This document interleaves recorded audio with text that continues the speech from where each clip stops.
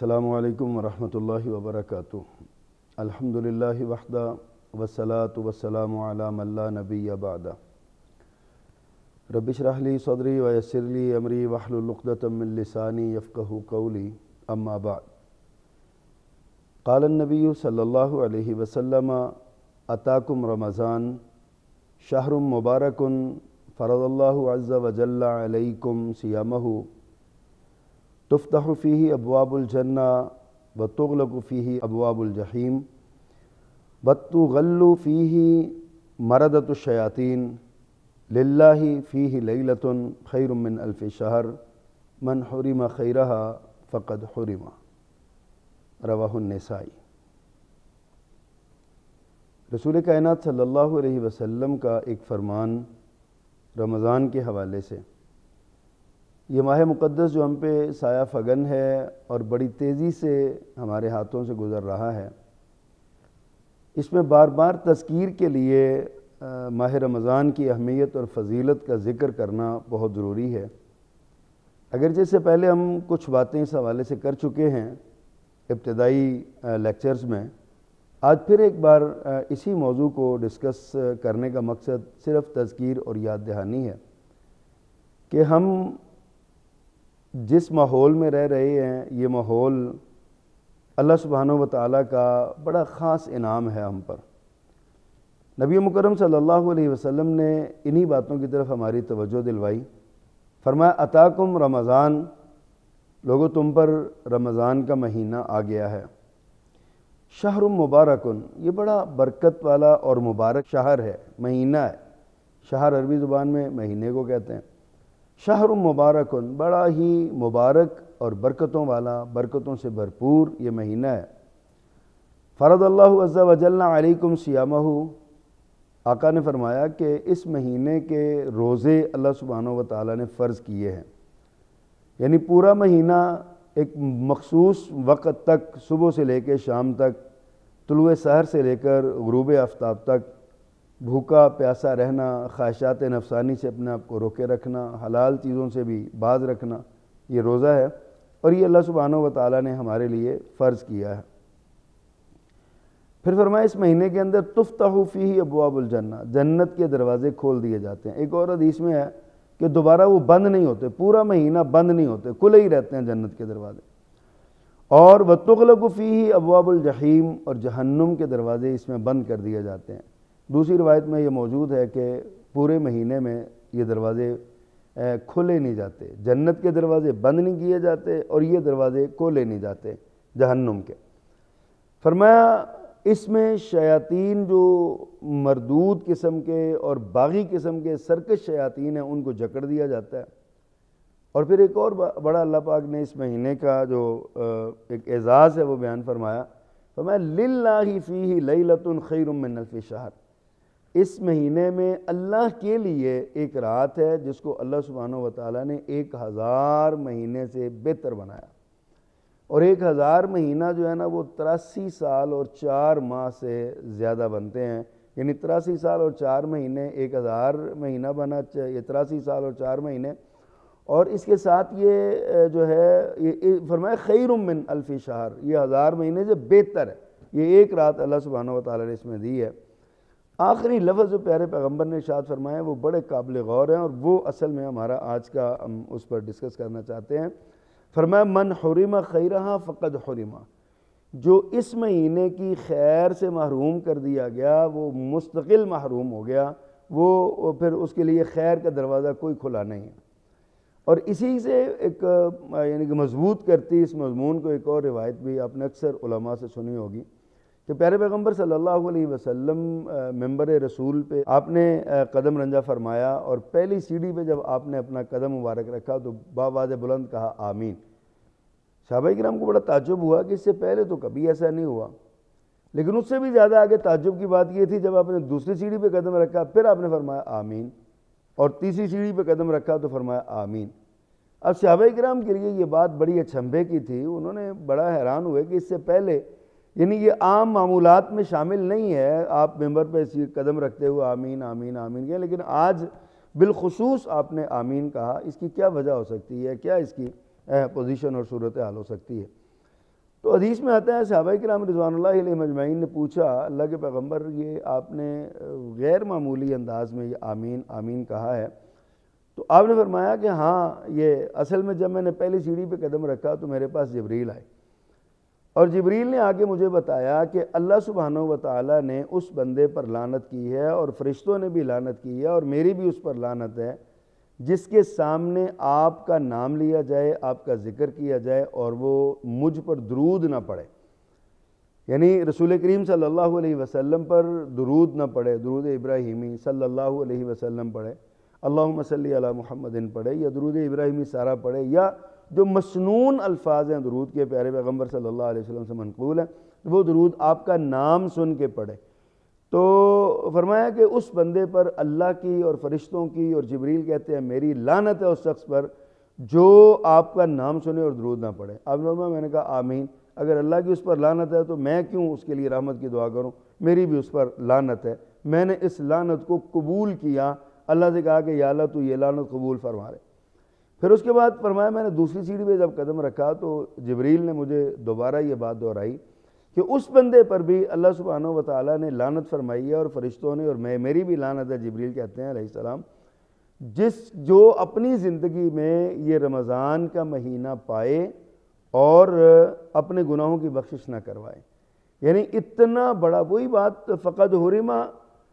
جو اس مہینے میں محروم ہوا، من حرمہ خیرہ فقد حرمہ، جو اس مہینے میں محروم ہو گیا، محروم کر دیا گیا خیر سے، وہ کلی خیر سے محروم ہو گیا، اور میں اس پر بھی لعنت ہے جو رمضان کا مہینہ بابرکت مہینہ، مبارک مہینہ، رحمتوں کا دروازہ کھلا ہوا ہے، جہنم کے دروازے بند ہیں، اللہ کا غضب ٹھنڈا ہے، شیطان اللہ نے مقید کر دیے ہیں، نیکی کا ماحول بنا ہوا ہے، مسجدیں آباد ہیں، رونقیں لگی ہوئی ہیں، لوگ روزے رکھ کے اپنے اللہ کو راضی کر رہے ہیں، تو ایسی صورت میں فرمایا کہ ایسا بد نصیب بھی، وہ اس سے بڑا بد نصیب کون ہو سکتا ہے جس کے سامنے اس کی زندگی میں مہینہ آئے، وہ تندرست بھی ہو، وہ مسافر بھی نہ ہو، اور اس کو ماحول بھی ملا ہوا ہو، اور سارے لوگ روزے بھی رکھ رہے ہوں، معاشرہ باقاعدہ ایک یعنی کہ پائس سوسائٹی، ایک مبارک معاشرہ بنا ہوا ہو، اور وہ پھر بھی اپنے گناہوں کی بخشش نہ کروا سکے روزہ رکھے۔ تو اللہ کے رسول صلی اللہ علیہ وسلم نے ایک اور مقام پہ فرمایا نا، من صام رمضان ایمانا واحتسابا غفر له ما تقدم من ذنبہ، فرمایا جو بندہ ایمان اور ثواب کی نیت سے، ایمان کی حالت میں اور ثواب کی نیت سے روزہ رکھے رمضان کے مہینے کا، فرمایا اللہ اس کے پچھلے سارے گناہ معاف کر دے گا۔ اس کا مطلب ہے جو بندہ روزہ نہیں رکھتا وہ اپنے گناہوں کی بخشش چاہتا ہی نہیں ہے، اور جو بخشش نہیں چاہتا اللہ بھی اس کو معاف نہیں کرتے، جبکہ اللہ تعالیٰ نے یہ ماحول بھی بنایا ہوا ہے۔ تو فرمایا جب میں نے تیسری سیڑھی پہ قدم رکھا تو میرے پاس جبریل پھر آئے، تو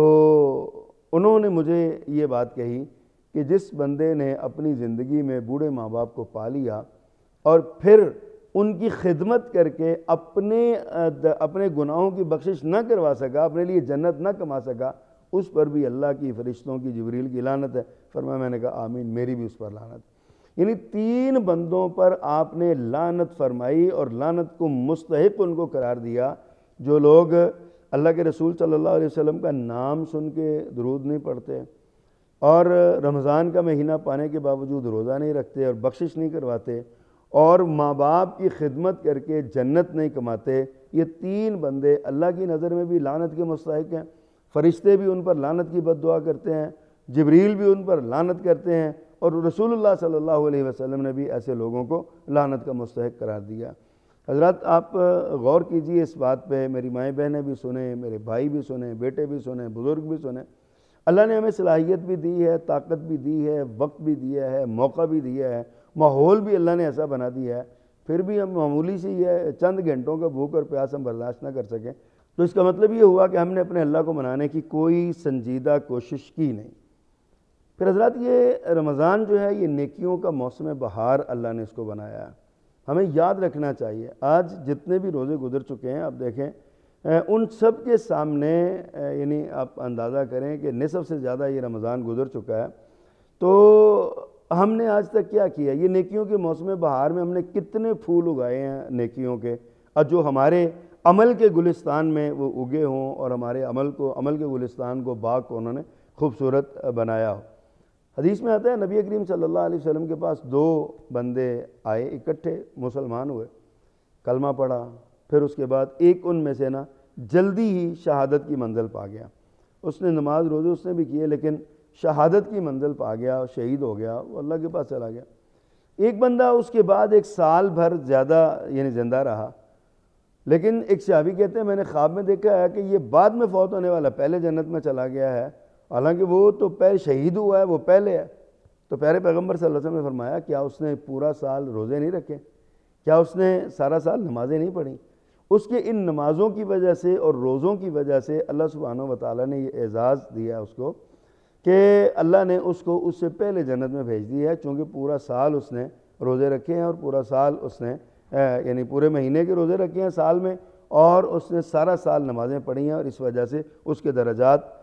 جو وہ زیادہ بڑھ گئے ہیں. پھر سیدنا ابو ہریرہ رضی اللہ تعالیٰ عنہ یہ بھی فرماتے ہیں کہ اللہ کے رسول صلی اللہ علیہ وسلم نے فرمایا یہ رمضان جو ہے نا یہ ہمارے گناہوں کا کفارہ ہے. ایک حدیث جس میں آپ فرماتے ہیں 5 نمازیں، یعنی ایک نماز سے دوسری نماز، ایک ظہر کی نماز فجر کی نماز کے بعد کیے جانے والے گناہوں کا کفارہ ہے، عصر کی نماز ظہر کے بعد، اور مغرب کی نماز عصر کے بعد، اور عشاء کی نماز مغرب کے بعد جو گناہ بندے سے ہوتے ہیں ان کا یہ کفارہ بن جاتی ہیں. اسی طرح جس طرح 5 نمازیں گناہوں کا کفارہ ہیں، اسی طرح ایک رمضان سے دوسرا رمضان جب آتا ہے تو پچھلے رمضان کے بعد جو کیے ہوئے گناہ اگلے رمضان تک یہ سارا کفارہ ہو جاتا ہے بندہ اگر روزے رکھے. ناظرین کرام، اسی طرح اس حالت میں یہ گناہ یعنی گناہوں کی بخشش ہوتی ہے جمعے سے جمعے تک، نماز سے نماز تک، رمضان سے رمضان تک بندہ کبائر سے کبیرہ گناہوں سے اجتناب کرتا رہے، اور یہ یعنی اپنے آپ کو بچائے، اللہ کی رضا کے لیے اللہ کا خوف اپنے دل میں رکھے کہ میرا مالک مجھ سے ناراض نہ ہو جائے. یہ پھر اللہ پاک نے ہمارے لیے یہ بھی ایک بڑا اہتمام کیا ہے. مثلا حدیث میں آتا ہے کہ جس بندے نے من صام رمضان، جس نے رمضان کے پورے 30 روزے رکھے، دیکھیں یہ بھی اللہ کا انعام ہے بہت بڑا. تو فرمایا جس نے رمضان کے پورے روزے رکھے اور اس کے بعد ماہ شوال میں اس نے 6 روزے رکھ لیے، تو فرمایا کہ اس کو گویا اس نے سامت دہر فکأنما سامت دہر، گویا کہ اس نے پوری زندگی زمانے کا پورے سال کا روزہ رکھ دیا. یعنی یہ 30 اور 6 36 روزے ایسے ہیں جو بندہ رمضان کے پورے مہینے کے اور شوال میں 6 روزے کسی بھی انداز میں رکھ لے، چھوڑ کے رکھ لے، یک لخت رکھ لے، مسلسل رکھ لے. یہ بھی ایک مسئلہ یہاں پہ ذہن میں رہے. بعض لوگوں کا خیال ہے کہ رمضان کے فوراً بعد یعنی عید کے 1 شوال کے بعد 2 شوال کو لازمی روزہ رکھنا ہے، پھر آگے 6 پورے کرنے ہیں. یہ ایویں ہی ہمارے اپنے بنائے ہوئے خیالات ہیں. شریعت اسلامیہ میں اس طرح کے خیالات کی کوئی گنجائش نہیں ہے. رسول اللہ صلی اللہ علیہ وسلم نے رخصت دی ہے پورے مہینے میں جب چاہے پیدر پہ چاہے تو 6 رکھ کے فارغ ہو جائے، 2 چھوڑ کے 1 رکھ لے، 3 چھوڑ کے 1 رکھ لے، یا 4 چھوڑ کے 6 روزے پورے 30 دنوں میں کرنے ہیں، جیسے جی چاہتا ہے وہ کر لے. ہر 10 دن میں 2 روزے رکھ لے، تو اس طرح کر کے 6 پورے کر لے، تو فرمایا کہ یہ پورے گویا سال پورے کا روزہ رکھنے کا اس کو ثواب ملے گا. ناظرین اکرام، پھر اس مہینے میں یہ نیکیوں کا موسم بہار ہے. اس مہینے کے اندر نیکیاں کیسے کی جاتی ہیں ہمیں اس پر بھی ذرا بڑا غور کرنا چاہیے. نیکی ایک نیکی کا ذریعہ ایک انفاق فی سبیل اللہ. ماہ رمضان کی عبادات میں یہ ایک بہت بڑی عبادت ہے، انفاق فی سبیل اللہ. ہمیں یہ پتہ ہے کہ دنیا میں کسی بھی نظریے، کسی بھی تحریک اور کسی بھی جماعت کی کامیابی کے لیے یہ بہت ضروری ہے کہ اس کے اندر اس کے کارکنان میں انفاق فی سبیل اللہ کا جذبہ پیدا ہو. اور اس کے پورے رمضان میں ہمیں یہ سبق دیا گیا ہے کہ انفاق فی سبیل اللہ جو ہے نا وہ کیجئے. انفاق فی سبیل اللہ آپ کی زکوٰۃ کی صورت میں بھی ہو سکتا ہے، آپ کی خیرات کی صورت میں بھی ہو سکتا ہے، آپ کے صدقۃ الفطر کی صورت میں بھی انفاق فی سبیل اللہ، اور اسی طرح جو آپ صدقات عام نفلی صدقات کرتے ہیں ان میں بھی، ان کی صورت میں بھی یہ انفاق فی سبیل اللہ ہوتا ہے. یہ ایک اہم ترین عبادت ہے. اللہ نے فرمایا وَأَنفِقُوا فِي سَبِيلِ اللَّهِ وَلَا تُلْقُوا بِأَيْدِيكُمْ إِلَى التَّهْلُكَةِ. اچھا، جب یہ آیت پہ جب ہم غور کرتے ہیں نا تو بڑا اس کے اندر ایک علماء نے اور مفسرین نے ایک نقطہ بیان کیا بہت زبردست قسم کا. اللہ فرماتے ہیں وَأَنفِقُوا فِي سَبِيلِ اللَّهِ، اللہ کے راستے میں مال خرچ کرو، انفاق فی سبیل اللہ کرو. ساتھ ہی فرمایا وَلَا تُلْقُوا بِأَيْدِيكُمْ إِلَى التَّهْلُكَةِ، اپنے آپ کو ہلاکت میں نہ ڈالو، اپنے ہاتھوں سے اپنے آپ کو ہلاکت میں نہ ڈالو. کیا مطلب ہے اس کا؟ کہ جو قوم اجتماعی طور پہ، جو جماعت، جس جماعت کے ارکان انفاق فی سبیل اللہ نہیں کرتے، وہ گویا اپنے آپ کو ہلاکت کی وادی میں دھکیل رہے ہیں، اپنے آپ کو ہلاکت کی اس میں گڑھے میں ڈال رہے ہیں، ہلاکت کے گڑھے میں پھینک رہے ہیں وہ لوگ جو انفاق فی سبیل اللہ سے محروم ہیں۔ کیوں؟ اس لیے کہ انفاق فی سبیل اللہ، اللہ کے راستے میں مال خرچ کرنا وہ ذریعہ ہے جس سے معاشرے کے نادار جو ہے نا وہ معاشرے کے درمیانے طبقے میں شامل ہو جاتے ہیں، ان کا جو معاشی سٹیٹس ہے وہ بلند ہو جاتا ہے، اور جو امیر لوگ ہیں وہ اپنا مال خرچ کر کے ان کے دل میں احساس محبت اور رواداری اور ہمدردی کا جذبہ جو ہے نا وہ ان کے دلوں میں پیدا ہوتا ہے۔ اللہ تعالیٰ نے جو نظام معیشت اسلام کا بنایا ہے وہ یہی ہے کہ اس میں دولت سرکولیشن میں رہے، امیر لوگوں کے پیسے غریب تک پہنچتے رہیں، نکلتے رہے، اور یہ سارا معاملہ ایسا ہوتا رہے۔ تو اس کے مقابلے میں فرمایا اللہ سبحانہ وتعالیٰ نے اسی آیت میں فرمایا وَلَا تُلْقُوا بِأَيْدِيكُمْ إِلَى التَّهْلُكَةِ، اپنے آپ کو ہلاکت میں نہ ڈالو۔ ساتھ فرمایا وَأَحْسِنُوا إِنَّ اللَّهَ يُحِبُّ الْمُحْسِنِينَ، نیکی کرو، اللہ تعالیٰ نیکی کرنے والوں کو پسند کرتا ہے۔ ناظرین کرام، 3 باتیں اس آیت میں اللہ نے بیان فرمائی ہیں۔ نمبر 1، انفاق فی سبیل اللہ کا حکم ہے، وَأَنفِقُوا فی سبیل اللہ، اللہ کے راستے میں مال خرچ کرو۔ نمبر 2، فرمایا وَلَا تُلْقُوا بِأَيْدِيكُمْ إِلَى التَّهْلُكَةِ، اپنے آپ کو ہلاکت میں نہ ڈالو، یعنی مال خرچ کرو تاکہ تم ہلاکت سے بچ جاؤ۔ اور تیسرا فرمایا وَأَحْسِنُوا، پھر نیکی کرو، اور زیادہ نیکی کرو۔ مطلب یہ ہے کہ کچھ فرائض آپ پر عائد ہوتے ہیں انفاق فی سبیل اللہ کے، مثلا زکوٰۃ کی صورت میں، فطرانہ کی صورت میں۔ یہ اگر کوئی سائل آپ کے پاس آ جائے تو اللہ نے فرمایا فی اموالہم حق للسائل والمحروم، ان کے مالوں میں سوالی کا اور محروم جو ہے ان کا حق ہے، تو یہ فرضی طور پہ آپ پر ہو جاتا ہے، آپ نے دینا ہے۔ لیکن کچھ فرمایا اس سے آگے بڑھ کے احسان بھی کرو، ضرورت سے زیادہ جو آپ کے پاس مال ہے وہ آپ کسی اچھے کام پہ، کسی غریب اور نادار کے مسکین پہ آپ اس کو خرچ کرو۔ اور یہ خرچ کا سب سے بڑا ایک اہم ترین ذریعہ انفاق فی سبیل اللہ کا جو ہے نا وہ اللہ سبحانہ وتعالیٰ نے ہمیں دیا ہے کہ اللہ کے دین کی تبلیغ اور اللہ کے دین کی نشر و اشاعت میں یہ پیسے خرچ کرو۔ تمہارا پیسہ اللہ کے دین کی تبلیغ میں لگے، دین غالب آئے گا، لوگوں تک دین پہنچے گا، لوگوں تک دین کی حقیقی تعلیمات پہنچیں گی، لوگ ان پر عمل کریں گے تو آپ کو ان کا اجر جو ہے نا ملے گا۔ ہم جو مدارس، دینی مدارس میں جو ہم پیسے دیتے ہیں صدقات خیرات کے، وہ کیوں دیتے ہیں؟ اسی لیے دیتے ہیں نا کہ وہاں پہ پڑھنے والے طلباء جو ہیں وہ دین پڑھ رہے ہیں۔ جب وہ دین کے عالم بن کر، دین کا فہم لے کر وہ باہر نکلیں گے، پھر لوگوں کو اپنی مسجد میں جا کے، اپنے علاقے میں جا کے یا کسی بھی دوسری جگہ پہ جا کے وہ واعظ کریں گے، لوگوں کو اپنا پڑھا ہوا تبلیغ کریں گے، لوگوں کے ایمان تازہ ہوں گے، عمل کا جذبہ پیدا ہوگا، لوگوں کے عقائد درست ہوں گے۔ تو اس لیے ہم یہ مدارس پہ خرچ کرتے ہیں، مدارس کو مضبوط کرتے ہیں تاکہ دین کی یہ تحریک مضبوط رہے۔ اور آج فی زمانہ ہمارے جو اس یعنی دین کی نشر و اشاعت کا ایک بہت بڑا ذریعہ ایک یہ سوشل میڈیا اور میڈیا بھی ہے۔ ہمیں چاہیے کہ ہم دین کے جتنے بھی یعنی میڈیا کے ذرائع ہیں نا دین کو فروغ کے لیے، ہمیں ان کے ساتھ بھی تعاون کرنا چاہیے۔ بالخصوص ہم جس چینل پہ ہم بیٹھے ہوئے ہیں پیغام ٹی وی، ماشاءاللہ اللہ سبحانہ وتعالیٰ نے اس ٹی وی کے ذریعے، میں ذاتی طور پہ شاہد ہوں، اس بات کا گواہ ہوں کہ اللہ نے اس کے ذریعے بہت سے لوگوں کے عقائد کی اصلاح کی ہے، بہت سے لوگوں کے گھریلو جھگڑے بفضل اللہ لوگوں نے یہاں سے ایک سبق لیا ہے، دین کی دعوت سنی ہے اور گھریلو جھگڑوں کے حل تلاش کیا ہے، تو لوگوں کے گھروں کے جو معاملات تھے وہ درست ہوئے، ان کے عقیدے درست ہوئے، اور عقیدہ ہی سب سے بڑی بنیاد ہے ہماری نجات کی، ہماری کامیابی کی۔ اگر ہمارا عقیدہ درست نہ ہوگا تو لاکھ عمل کرتے رہیں آپ، عقیدہ توحید والا نہیں ہے، ختم نبوت والا نہیں ہے، آخرت کی فکر والا نہیں ہے، تو یاد رکھیے کہ یہ نمازیں، روزے، یہ صدقے خیرات سب ضائع ہو جائیں گے۔ سب سے بڑی بات یہ ہے کہ عقیدے کی اصلاح کریں، توحید کو اپنائیں،